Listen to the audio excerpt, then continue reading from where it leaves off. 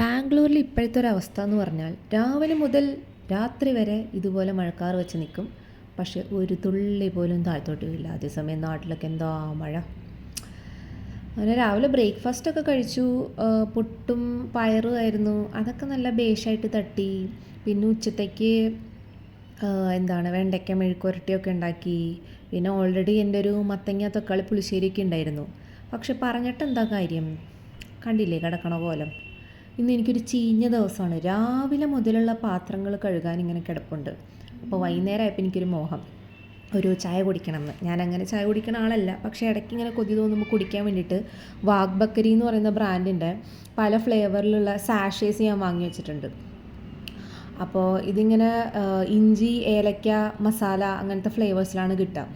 അപ്പോൾ ഇന്ന് എനിക്ക് ഒരു ഇഞ്ചി ഫ്ലേവർ കുടിക്കാനാണ് മോഹം. അപ്പോൾ വല്ലപ്പോഴൊക്കെ ഇങ്ങനെ കൊതി തോന്നുമ്പോൾ കുടിക്കാൻ വാങ്ങി വെച്ചതാണ്. എന്തായാലും സാധനം തീരാറായി. അപ്പോൾ ഇന്നൊരു ഇഞ്ചി ചായ ആവാം. പ്രത്യേകിച്ച് പണിയൊന്നുമില്ല. നമ്മൾ ചൂടുവെള്ളം ഉണ്ടാക്കുക, അതിനകത്തേക്ക് ഈ സാഷെ മുഴുവൻ പൊട്ടിച്ചൊഴിക്കുക. എനിക്ക് തോന്നുന്നു 90 ml ഹോട്ട് വാട്ടറാണ് വേണ്ടത്. അതിൻ്റെ കൂടെ നമുക്ക് പക്കവട ഉണ്ട്. അങ്ങനെ ചായ റെഡിയായി.